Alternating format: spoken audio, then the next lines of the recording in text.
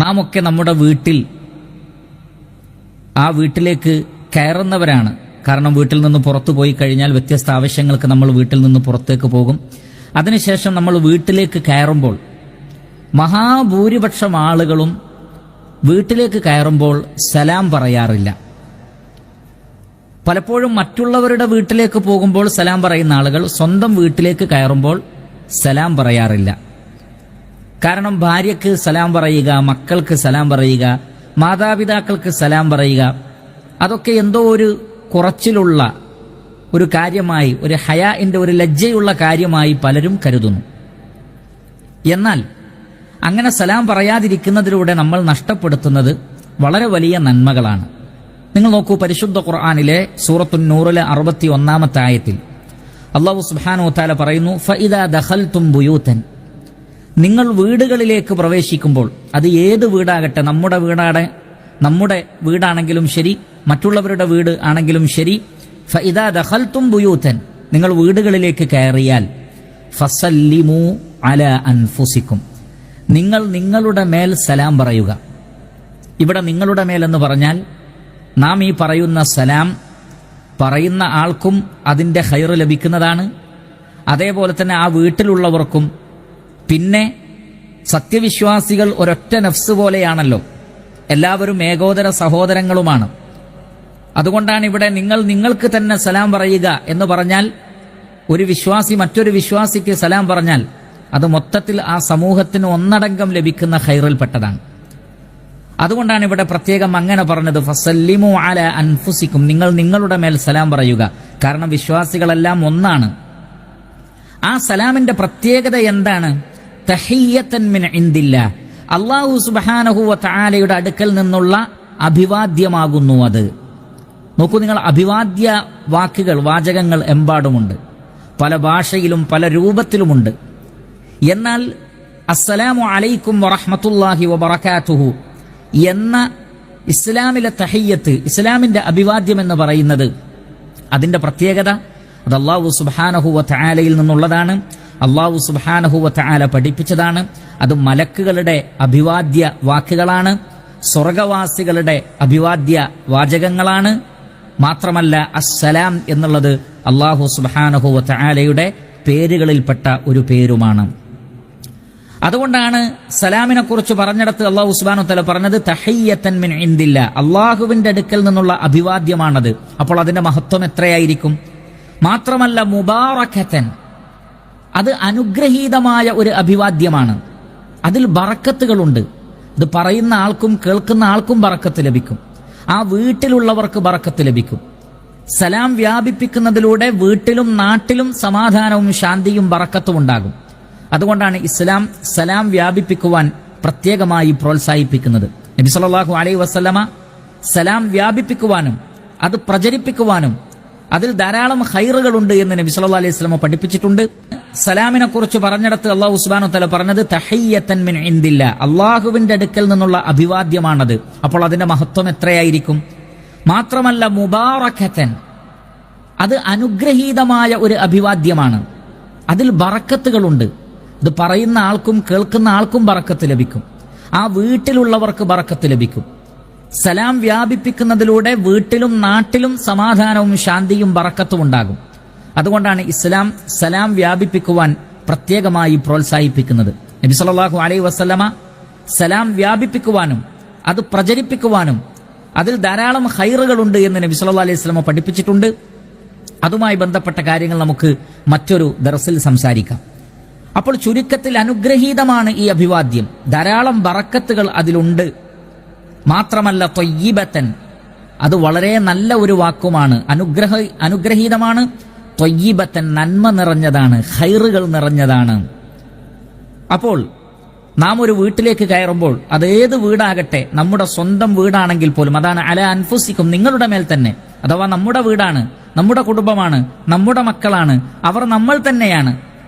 അപ്പോൾ നാം സലാം പറയാൻ ഒരിക്കലും ആ വിഷയത്തിൽ ഒരു ലജ്ജ കാണിക്കേണ്ടതില്ല, മടി കാണിക്കേണ്ടതില്ല. ആ സുന്നത്ത്, വളരെ പ്രധാനപ്പെട്ട ആ സുന്നത്ത് നമ്മൾ വിട്ടുപോകാൻ പാടില്ലാത്തതാണ്.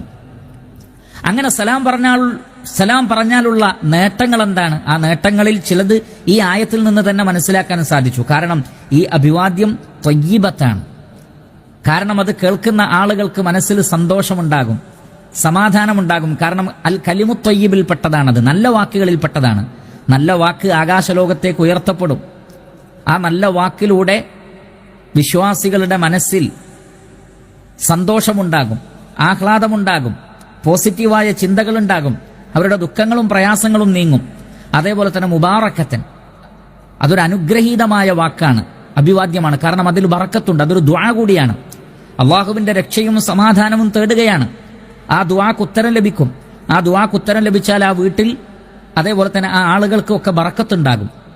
ഇതൊക്കെ അതിന്റെ ഖൈറാണ്. അതിന് പുറമെ നിങ്ങൾ നോക്കൂ, ഇമാം ഇബ്നു ഹിബ്ബാൻ റഹ്മത്തുള്ളാഹി അലൈഹി അദ്ദേഹത്തിന്റെ സ്വഹീഹിൽ അബൂ ഉമാമ റളിയല്ലാഹു അൻഹുവിൽ നിന്ന് ഉദ്ധരിക്കുന്ന ഹദീസിൽ കാണാം, അന്ന റസൂലുള്ളാഹി സ്വല്ലല്ലാഹു അലൈഹി വസല്ലമ ഖാൽ, അല്ലാഹുവിന്റെ റസൂൽ പറഞ്ഞത്, സലാസത്തുൻ കുല്ലുഹും ളാമിനുൻ അലല്ലാഹ്, 3 വിഭാഗം ആളുകൾ, ആ 3 വിഭാഗവും അല്ലാഹു സുബ്ഹാനഹു വ തആലയുടെ സംരക്ഷണത്തിലായിരിക്കുമെന്നാണ്. അല്ലാഹുവിന്റെ സംരക്ഷണത്തിലായിരിക്കും. ആരൊക്കെയാണത്? ഇൻ ആശ റുസിഖ വകുഫിയ, ആ 3 വിഭാഗം ആളുകൾ, അവർക്ക് ഇവിടെ എത്രയാണോ ആയുസ് ലഭിക്കുന്നത് ആ ആയുസ്സിലൊക്കെ അവർക്ക് ഉപജീവനവും ലഭിക്കും, മതിയായ രൂപത്തിലുള്ള കാര്യങ്ങളൊക്കെ അള്ളാഹുവിൽ നിന്ന് അവർക്ക് ലഭിക്കും. വ ഇൻ മാത അദ്ഖലഹുല്ലാഹുൽ ജന്ന, അവർ മരണപ്പെട്ടാൽ അള്ളാഹു അവരെ സ്വർഗത്തിൽ പ്രവേശിപ്പിക്കുകയും ചെയ്യും. അപ്പോൾ 3 സ്വഭാവക്കാരായ ആളുകൾ, അവർ ഈ ദുനിയാവിൽ ജീവിക്കുന്ന കാലത്തോളം, അതാണ് ഇൻ ആശ റുസിഖ വകുഫിയ, ഈ ദുനിയാവിൽ ജീവിക്കുന്ന കാലത്തോളം റിസ്ഖിൽ ബറക്കത്തുണ്ടാകും, മതിയാവുന്ന തൃപ്തിപ്പെടുന്ന ഒരവസ്ഥ അവർക്ക് ജീവിതത്തിൽ ഉണ്ടാകുകയും ചെയ്യും. ഇനി അവർ മരണപ്പെട്ടാലോ അദ്ഖലഹുല്ലാഹുൽ ജന്ന, അള്ളാഹു അവരെ സ്വർഗത്തിൽ പ്രവേശിപ്പിക്കും. എല്ലാം ഖൈർ തന്നെ. ആരൊക്കെയാണത്? 1, മൻ ദഖല ബൈതഹു ഫസല്ലം, സ്വന്തം വീട്ടിലേക്ക് കയറുമ്പോൾ സലാം പറയുക. നോക്കൂ, ഒരു വിഭാഗം അതാണ്, സ്വന്തം വീട്ടിലേക്ക് കയറുമ്പോൾ സലാം പറയുന്നവരെ അള്ളാഹു സംരക്ഷിക്കും, അവർക്ക് റിസ്ഖ് നൽകും, അവർക്ക് തൃപ്തികരമായ ഒരു സാഹചര്യം അള്ളാഹു ഉണ്ടാക്കും. ഫഹുവ ളാമിനുൻ അലല്ലാഹ്, ആ വ്യക്തി അള്ളാഹുവിന്റെ മേൽ ലമാനുള്ള ഗ്യാരണ്ടിയുള്ള, അഥവാ അള്ളാഹു സംരക്ഷിക്കുന്നതാണ്. അതേപോലെ തന്നെ വമൻ ഖറജ ഇലൽ മസ്ജിദി, പള്ളിയിലേക്ക് നമസ്കരിക്കാൻ, ജമാഅത്ത് നമസ്കരിക്കാൻ വേണ്ടി പള്ളിയിലേക്ക് പോകുന്ന ആളുകൾ, ഫഹുവ ളാമിനുൻ അലല്ലാഹ്, അവരും അള്ളാഹുവിന്റെ സംരക്ഷണത്തിലാണ്. വമൻ ഖറജ ഫീ സബീലില്ലാഹി ഫഹുവ ളാമിനുൻ അലല്ലാഹ്, അള്ളാഹുവിന്റെ മാർഗത്തിൽ യുദ്ധത്തിന് വേണ്ടി ഇറങ്ങി പുറപ്പെടുന്ന ആളുകളും അള്ളാഹുവിന്റെ സംരക്ഷണത്തിലാണ്. അപ്പോൾ ആ 3 വിഭാഗത്തിൽ 1 വീട്ടിലേക്ക് കയറുമ്പോൾ സലാം പറയലാണ്. അവർക്ക് അള്ളാഹുവിന്റെ സംരക്ഷണം ലഭിക്കും, ഉപജീവനത്തിൽ ബറക്കത്തും ലഭിക്കും. എത്രമാത്രം വലിയ ഖൈറാണ് എന്ന് ആലോചിച്ചു നോക്കൂ.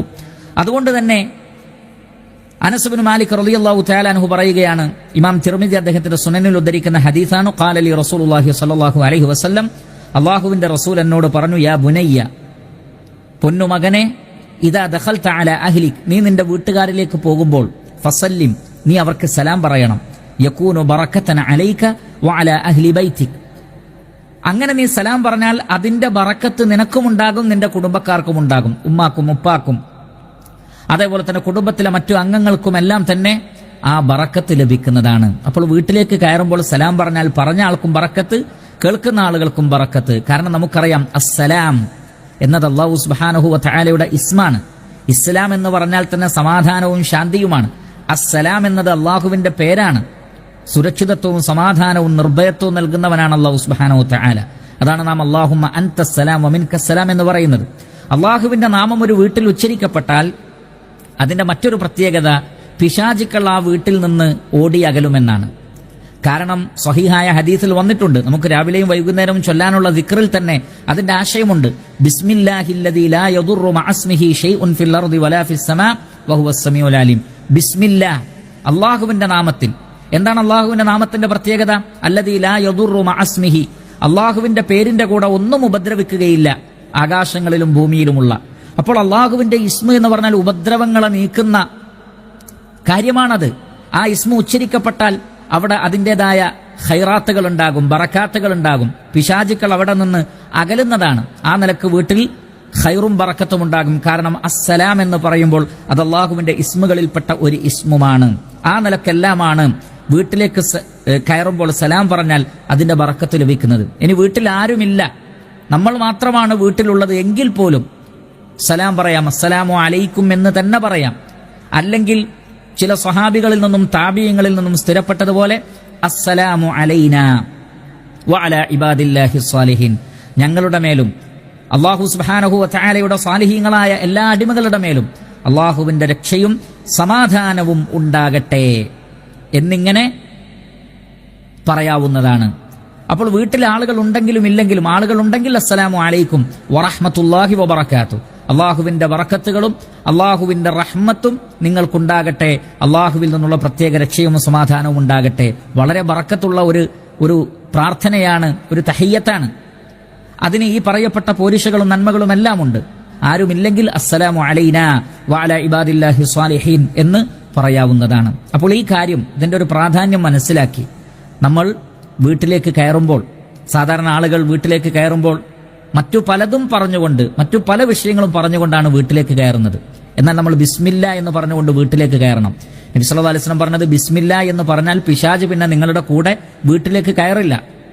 എന്നാൽ നമ്മൾ അങ്ങാടിയിൽ നിന്നും മറ്റുമൊക്കെ വരുമ്പോൾ ബിസ്മില്ല എന്ന് പറയാതെ വീട്ടിലേക്ക് കയറിയാൽ ആ പിശാച് നമ്മളുടെ കൂടെ വീട്ടിലേക്ക് കയറുമെന്നാണ്.